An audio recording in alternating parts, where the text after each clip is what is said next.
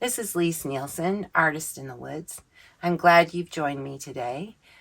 I am painting in the studio and I will be painting a beautiful orchard scene, apple orchard scene. This is a different apple orchard than one that I've painted before. This one is close to my home in the foothills of the Sierras and is a small mountain community. I think you will really like the scene. It is a photo I've gone back to over and over in my photo file, hoping to have a chance to work on it. Thank you again for joining me. I hope you subscribe to my channel if you're enjoying watching my videos.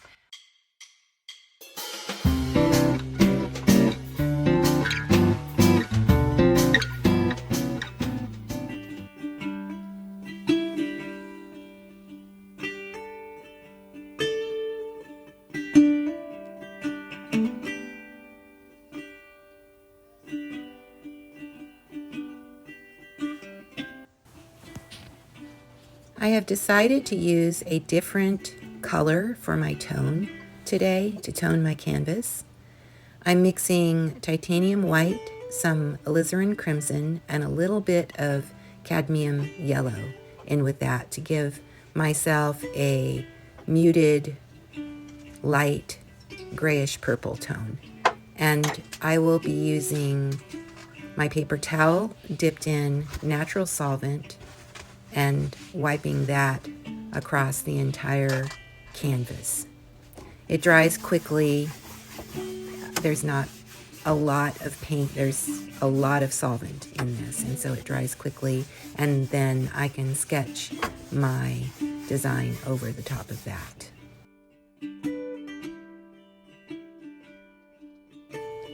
Any color of dark will work to sketch in your composition. With the composition I did actually draw out a value sketch.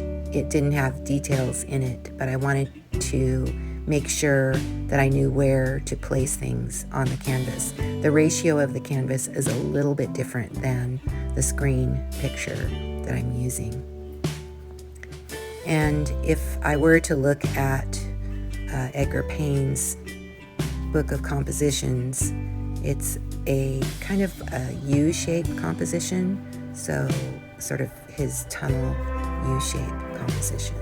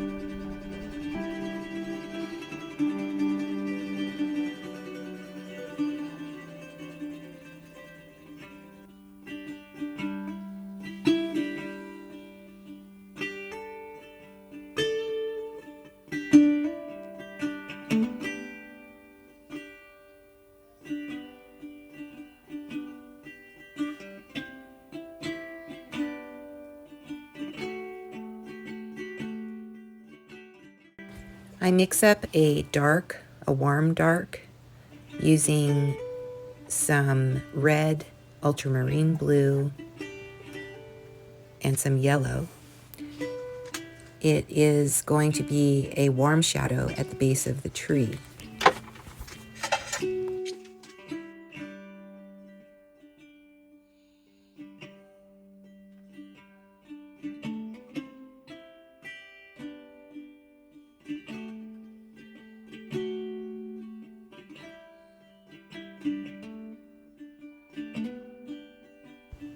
Here I have mixed up a cooler and lighter shadow. It's a green shadow, so ultramarine blue, cad lemon, and a little bit of white mixed into that to make it cooler and lighter in the shrubs that are to the side of the tree.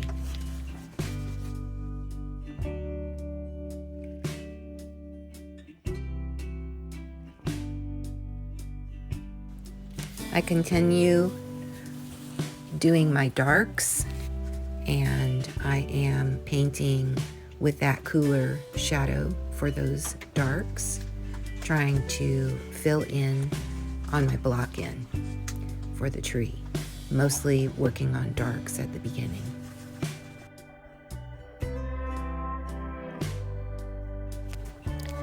Painting the tree still, I am painting some midtones of the tree, not so much into the really dark shadow areas. But I know that the tree is a dark object, and so I'm leaning toward darker midtones. Some of these greens are warmer in tone, and so for that I am adding in some cad red light to my mixture.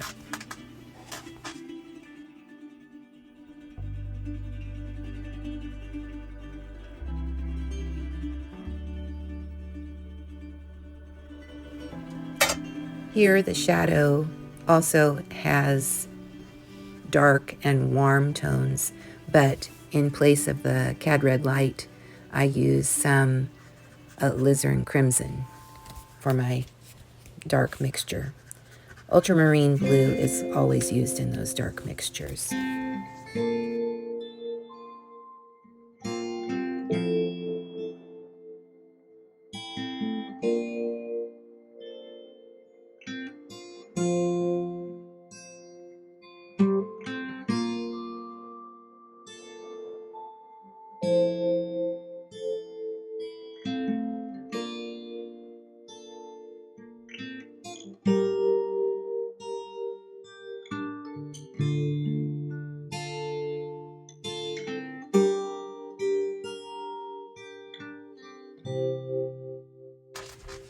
I have some red mixed up that I am going to use for the apples in the trees. And what I'll do is I'll just put some areas of red in there. I didn't want to cover it all up with green thickly so that I couldn't paint the apples over it. They need to stay bright in some of the areas, so if you have green underneath it very thickly, it will be murky looking rather than bright and the nice red that it should be. So I will quickly put in some red areas, and then I will model around those later and put highlights on them later. For the red, it is cadmium red light, and then I put some cadmium lemon into that. And if I need it to be lighter, I'll put in some white, but just a little bit of that. I don't want it to be chalky looking. So it is the cad red light and the lemon mostly, and then later I will make a highlight using more white and yellow into the mixture. I'm mixing up a very light color here for the grasses in the foreground, and it won't be the lightest thing in the composition. The sky will be lighter, and so I am making sure that my value is very, very light, but not as light or lighter than the sky will be.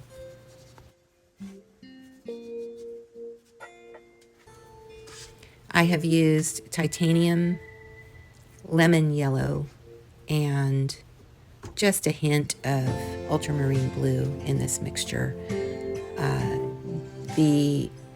There is going to be an area of the grasses where I make it a little pink in tone, and I will adjust from there. The grasses in the very front of the painting have more green in them, and then those that will be behind will be the pinker ones, showing a little bit of a path going along. The pink area, I'll put a little bit of cadmium red light into the mixture. And the lemon yellow is a lighter color, of course, than the cadmium yellow medium. But the cadmium yellow medium adds more warmth. It is the warmer yellow. I try to use a variety of brush strokes, horizontal and some vertical, for the grasses. The horizontal brush strokes will read different. It'll pick up a different kind of light than vertical brush strokes. So keep an eye on how something is looking after you paint it on. I've mixed some mid-tone greens for the background, and I am using a free sort of a motion with my brush to paint in the bushes in the background. Some of them are dark and some parts of it will be a little bit lighter in tone. I try to model those as I paint, giving the different planes attention as I go along.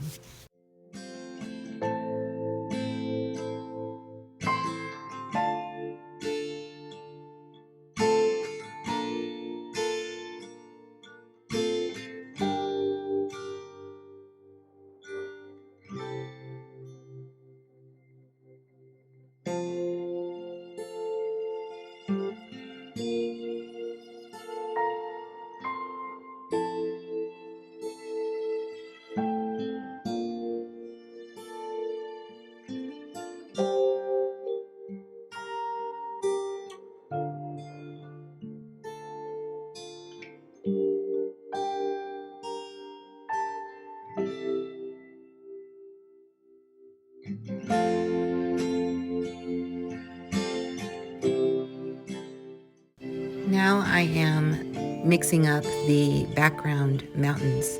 I want to make sure that I show the atmosphere change in order to show the distance of the mountains. And these in the photo are quite beautiful, hazy looking in the distance. They have to be very, very light. And so I am mixing using a lot of white, titanium white, some ultramarine blue, and some alizarin crimson into that, and just a hint of yellow every once in a while. And that would be my cooler yellow, which is the cad lemon.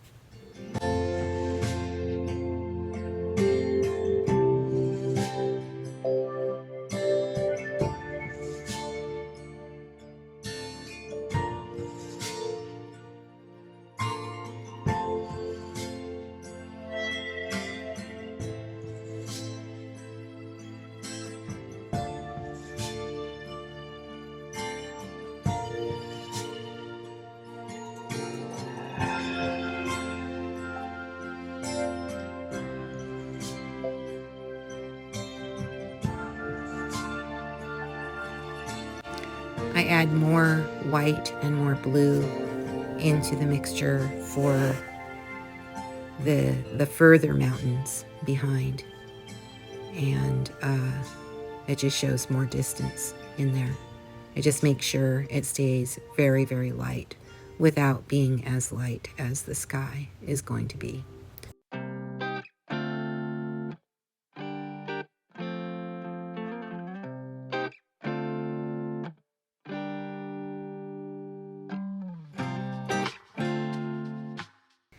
For this part of the mountain that comes down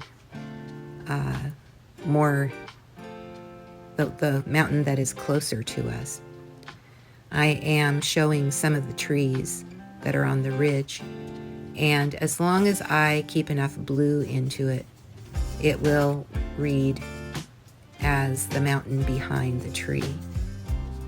Still trying to keep it light enough, and you'll see me going back to the paint puddle, trying to get it just right several times.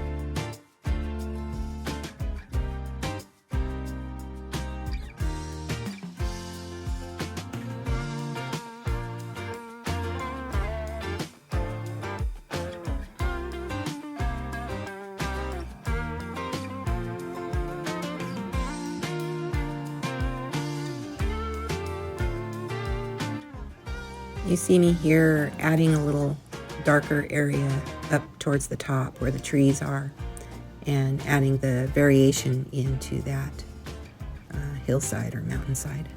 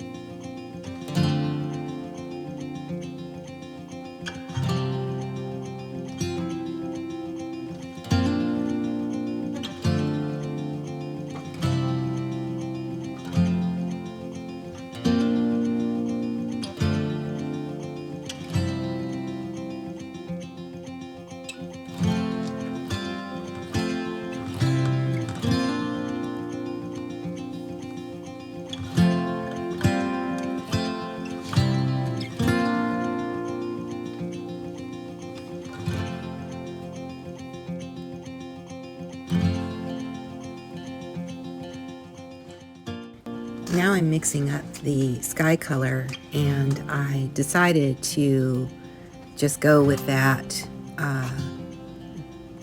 purple yellow type mixture for up there. There's a lot of titanium white in that, and my purple is actually my alizarin crimson. And then I add a little bit of the cadmium lemon in there. Don't add the cadmium yellow medium. It will turn gray and murky looking if you do that. And be careful with the mixture, because those really do create a gray, and you don't want it to be just gray. You want some of those colors to show through. And then you'll see me go back and put a little more of the alizarin in there, giving some variation to different parts of the sky, and a little more of the yellow and the white in some areas to give it variation. You'll also see variation with my brush strokes in the sky.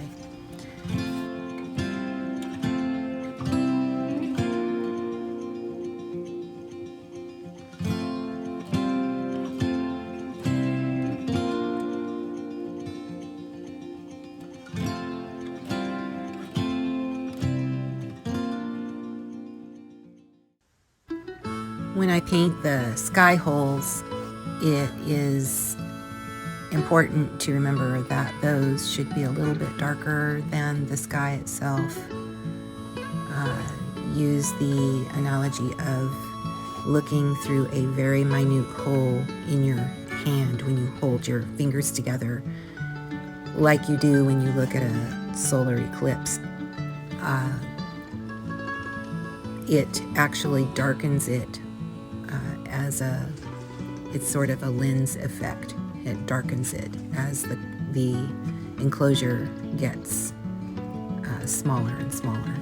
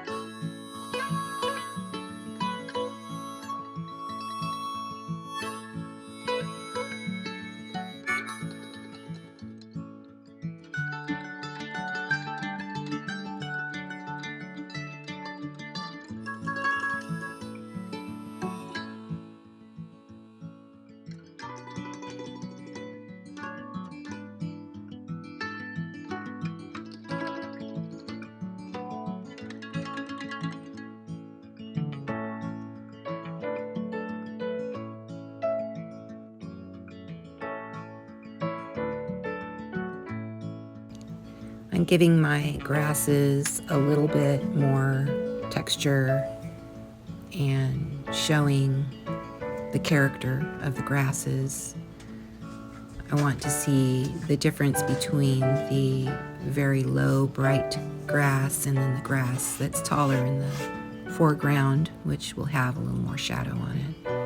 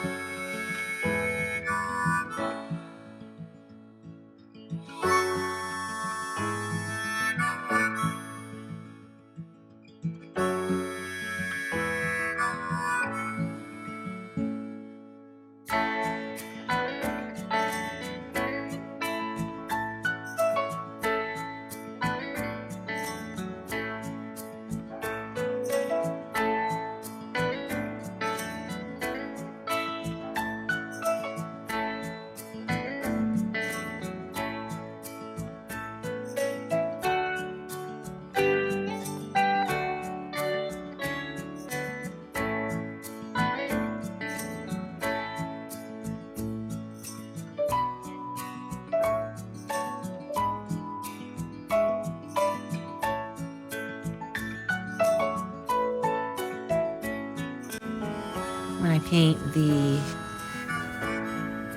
areas where the branches are, I think about how the light is hitting those branches, and I'll usually do them more or less two-toned. I'll have a light area and then I'll have a darker side to that. And I look at the color that I'm seeing in the photo or the scene, and then I mix that up. In this case, I did use some red in the mixture, some yellow, and a little bit of the ultramarine, a little bit of everything really into that, and I kept it light the way I was seeing it, and then I gave it a shadow side later.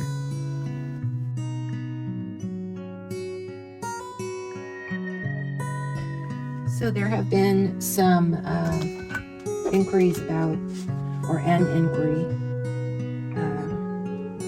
with some health concerns, and I wanted to talk a little bit about the solvent that I like the best. There's one by Art Tree House, and if you go up online and look for Art Tree House, you should be able to find what I'm thinking about right now. I'm not using that one right now because I was trying another one I was able to get on Amazon, and I think that was from Sennelier, that product. But I've been in the most recent years, I haven't been using regular solvent in the studio, just to make things more healthy. And but that Art Tree House, it has a nice odor to it because it's got some natural kinds of things in it. Anyway, take a look at it, Art Tree House, and look at their solvent.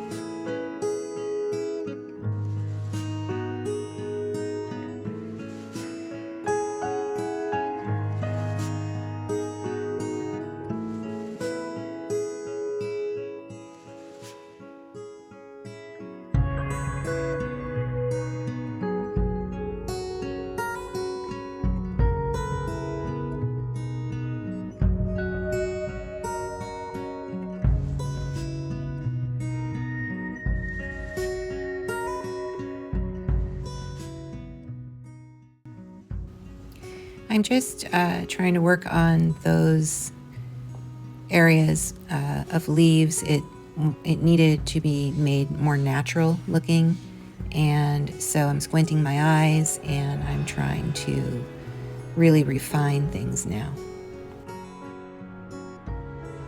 Sometimes if you squint at it, you'll see the areas you should work on.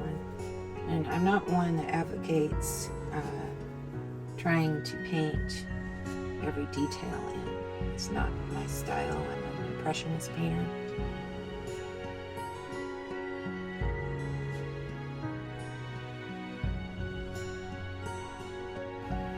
Now I'm mixing up a brighter red for the highlights of the apples.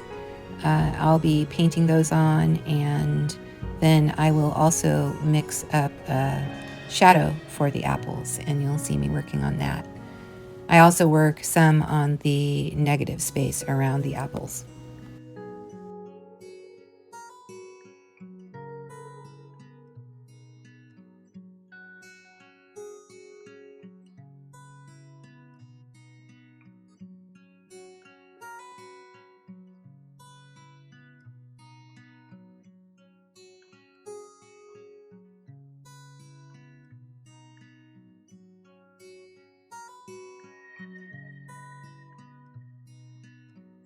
I'm pretty happy with it. I'm going to stop there.